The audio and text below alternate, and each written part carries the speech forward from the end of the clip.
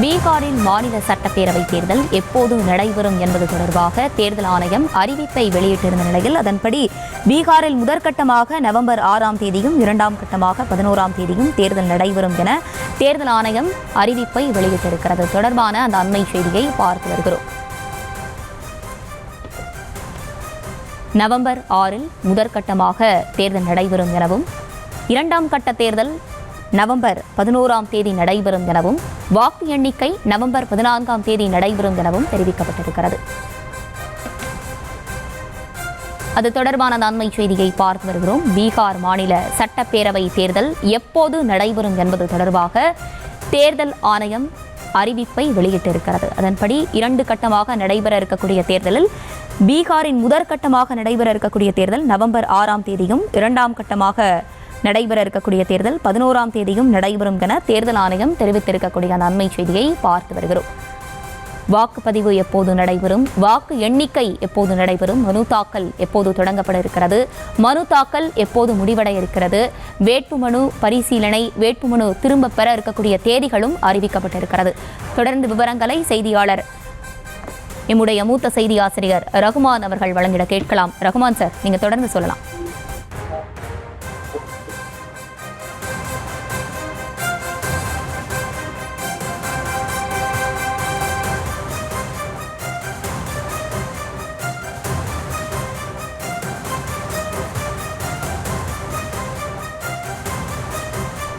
பீகார் மாநில சட்டப்பேரவை தேர்தல் 2 கட்டங்களாக நடைபெற இருக்கக்கூடிய நிலையில் தேர்தல் நடைபெற இருக்கக்கூடிய தேதிகள் அறிவிக்கப்பட்டிருக்கிறது. அதன்படி முதற்கட்டமாக நவம்பர் 6ஆம் தேதியும் 2ஆம் கட்டமாக 11ஆம் தேதியும் தேர்தல் நடைபெறும் என தேர்தல் ஆணையம் அறிவிப்பை வெளியிட்டிருக்கிறது. அது தொடர்பான அந்த அண்மை செய்தியை பார்த்து வருகிறோம். வாக்குப்பதிவு, வாக்கு எண்ணிக்கை, மனு தாக்கல் தொடக்கம், மனு தாக்கல் முடிவு, வேட்புமனு பரிசீலனை, எப்போது வேட்புமனு திரும்ப பெற இருக்கிறது என்பது தொடர்பான அந்த தேதிகளும் திரையில் அறிவிக்கப்பட்டிருக்கிறது. அது தொடர்பான அந்த காட்சிகளையும் திரையில் ஒரு புறம் பார்த்து வருகிறோம். அதன்படி பீகாரில் முதற்கட்டமாக நவம்பர் 6ஆம் தேதியும் 2ஆம் கட்டமாக 11ஆம் தேதியும் தேர்தல் நடைபெற இருக்கிறது. जब आई थी तो लगभग 65 लाख मतदाता सूची से नाम कटे थे और जब फाइनल सूची आई तो 3.66 लाख नाम कटे. जो ये कुल नाम कटे, इनके प्रमुख कारण हैं कुछ मतदाताओं का मृत पाया जाना,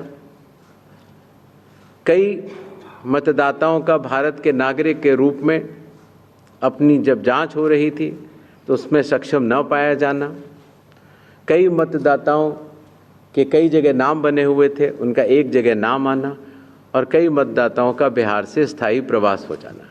चूंकि ये सारी सूचियां विधानसभा के स्तर पर, जिला के स्तर पर और राज्य के स्तर पर सभी से साझा की जा चुकी हैं और आंकड़े सहित साझा की जा चुकी हैं. इसीलिए ये अलग अलग जो आप की बात कर रहे हैं वो चुनाव आयोग के स्तर पर नहीं, ERO, DO और CO के स्तर पर. பீகாரில் மாநில சட்டப்பேரவை தேர்தல் நடைபெற இருக்கக்கூடிய தேதிகள் வெளியாகி இருக்கக்கூடிய நிலையில் கூடுதல் விவரங்களை எம்முடைய மூத்த செய்தி ஆசிரியர் ரஹ்மான் அவர்கள் வழங்கிட கேட்கலாம். ரஹ்மான் சார், நீங்க தொடர்ந்து சொல்லலாம். பீகார் சட்டமன்ற தேர்தல் 2 கட்டங்களாக நடைபெறும் என்று தேர்தல் ஆணையம் அறிவித்திருக்கிறது. நவம்பர் 6ஆம் தேதி முதல் கட்ட தேர்தலும், நவம்பர் 11ஆம் தேதி 2ஆம் கட்ட தேர்தலும் நடைபெறும் என்று அறிவிக்கப்பட்டிருக்கிறது. நவம்பர் 14ஆம் தேதி வாக்குகள் எண்ணப்பட்டு முடிவுகள் அறிவிக்கப்பட உள்ளன. கடந்த 2020ஆம் ஆண்டு சட்டப்பேரவை தேர்தல் நடைபெற்றது. அப்பொழுது அக்டோபர், நவம்பர் மாதங்களில் அந்த தேர்தல் 3 கட்டங்களாக நடத்தப்பட்டது. பாரதிய ஜனதா கட்சியும் ராஷ்டிரிய ஜனதா தளம் கூட்டணி வெற்றி பெற்று பீகாரில் ஆட்சி அமைத்தார்கள். அவர்கள் தான் தற்போது ஆட்சி பொறுப்பில் இருக்கிறார்கள். இந்த நிலையில் அடுத்த தேர்தல் தேதி அறிவிக்கப்பட்டிருக்கிறது. இதில் ஆளும் கூட்டணி நிதிஷ்குமார் தலைமையிலான ராஷ்டிரிய ஜனதா தளமும் பாரதிய ஜனதா கட்சியும் கூட்டணியில் பங்கேற்று போட்டியிடுகிறார்கள். அதே போல எதிர்கட்சி கூட்டணியில் லாலு பிரசாத்தினுடைய கட்சியும் காங்கிரசும் சேர்ந்து கூட்டணியில் போட்டியிடுகிறார்கள். இந்த தேர்தல் நாடு முழுவதும் பெரும் எதிர்பார்ப்பை ஏற்படுத்தி இருக்கக்கூடிய ஒரு தேர்தலாக மாறி இருக்கிறது. காரணம், இந்த சேர் என்று சொல்லக்கூடிய அந்த வாக்காளர் பட்டியலில் சிறப்பு தீவிர திருத்தம், அது தொடர்பாக ஏற்பட்ட சர்ச்சைகள், ராகுல் காந்தி அங்கு சென்று யாத்திரை மேற்கொண்டது உள்ளிட்ட காரணங்களால் இந்த பீகார் தேர்தல் என்பது அந்த பீகார் மாநிலத்தில் மட்டுமல்ல நாடு முழுவதும் கூட பெரிய அளவில் எதிர்பார்க்கப்படுகிறது. இப்படிப்பட்ட ஒரு சூழலில் தான் தேர்தல் ஆணையம் இந்த தேர்தல் நடைபெறக்கூடிய தேதிகளை அறிவித்திருப்பதை நாம் பார்க்கிறோம். இந்த தேர்தலை பொறுத்தவரையில் ஆளும் கூட்டணியும் எதிர்க்கட்சி கூட்டணியும் ஒரு வலுவான நிலையிலிருந்து களத்தை சந்திக்கிறார்கள். அது கிட்டத்தட்ட ஒரு இரு அணிகள் மோதக்கூடிய ஒரு களமாக அந்த பீகார் தேர்தல் என்பது அமைந்திருக்கிறது. நிதிஷ்குமார் அதே போல பாரதிய ஜனதா கட்சியினுடைய கூட்டணி தேர்தலில் வெற்றி பெறுவதற்கான எல்லா வழிவகைகளையும் அவர்கள் மேற்கொண்டிருக்கிறார்கள். அதிலும் இந்த தேர்தலில் வெற்றி என்று அவர்கள் உறுதியாக நம்புகிறார்கள். காரணம், பீகாருக்கென்று மத்திய அரசு அண்மையில் 1 லட்சம் கோடி ரூபாய்க்கு மேல் புதிதாக திட்டங்களை அறிவித்திருக்கிறது.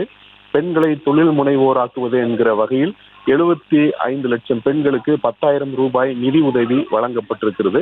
இதுபோல பல்வேறு நலத்திட்டங்கள் இந்த தேர்தல் அறிவிப்பிற்கு முன்னதாக மத்திய அரசும் அறிவித்திருக்கிறது, அதே போல மாநில அரசும் அறிவித்திருக்கிறது. 1 லட்சம் கோடி ரூபாய்க்கு மேல் அந்த நலத்திட்டங்கள் அறிவிக்கப்பட்டிருக்கின்றன. அப்படிப்பட்ட ஒரு சூழலில் தான் இந்த தேர்தல் நடைபெறுகிறது. மக்களுக்கான நலத்திட்டங்கள் இந்த 5 ஆண்டுகளில் வழங்கிய நல்லாட்சி இவற்றினுடைய அடிப்படையில் ஆளும் கூட்டணியானது தேர்தலை சந்திக்கிறது. ஆனால் அதே நேரத்தில் எதிர்க்கட்சி கூட்டணியானது இந்த 5 ஆண்டுகளில் ஆட்சியினுடைய சீர்குலைகளை முன்வைத்தும் சட்டம் ஒழுங்கு சீர்குலைந்து விட்டது, பெண்களுக்கு உரிய பாதுகாப்பு இல்லை, நலத்திட்டங்கள் முறையாக செயல்படுத்தப்படவில்லை, அதே போல தேர்தலில் முறைகேடு செய்து பாஜக வெற்றி பெறுகிறது என்பது போன்ற குற்றச்சாட்டுகளை முன்வைத்து எதிர்க்கட்சி கூட்டணியானது இந்த தேர்தல் களத்தை எதிர்கொள்கிறது. இப்படிப்பட்ட சூழலில் இந்த தேர்தல் தேதி அறிவிக்கப்பட்டிருக்கிறது. இந்த தேர்தல் தேதி அறிவிக்கப்பட்டதை தொடர்ந்து தேர்தல் நடத்தை விதிமுறைகளும் உடனடியாக அமலுக்கு வந்திருக்கின்றன.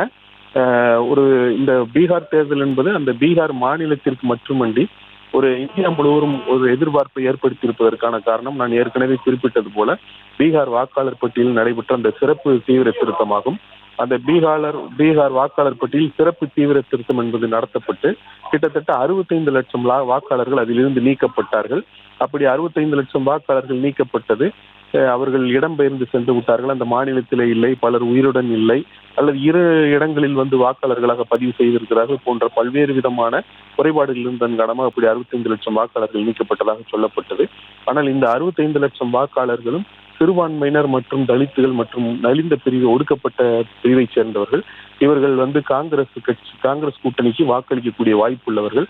அதன் காரணமாகத்தான் வாக்காளர் பட்டியலில் இருந்து அவர்கள் நீக்கப்பட்டிருக்கிறார்கள் என்று காங்கிரஸ் மற்றும் எதிர்க்கட்சி கூட்டணியானது ஒரு கடுமையான குற்றச்சாட்டுகளை முன்வைத்தது. எதிர்க்கட்சி தலைவர் ராகுல் காந்தியும் கூட அது தொடர்பாக பல்வேறு தரவுகளை வெளியிட்டார். உச்சநீதிமன்றத்திலும் கூட வழக்குகள் தொடரப்பட்டன. அந்த உச்சநீதிமன்றத்தில் வழக்குகள் தொடரப்பட்டு அந்த 65 லட்சம் வாக்காளர்களை மீண்டும் சேர்ப்பது குறித்து பரிசீலிக்க வேண்டும் என்று உச்சநீதிமன்றம் உத்தரவிட்டது.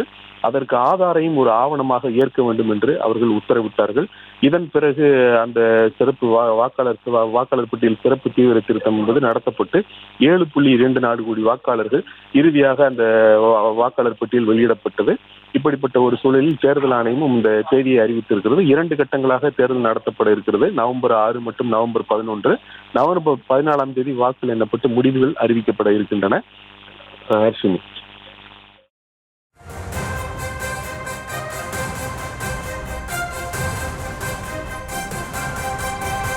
விவரங்களை வழங்கியமைக்கு நன்றி ரஹ்மான் சார்.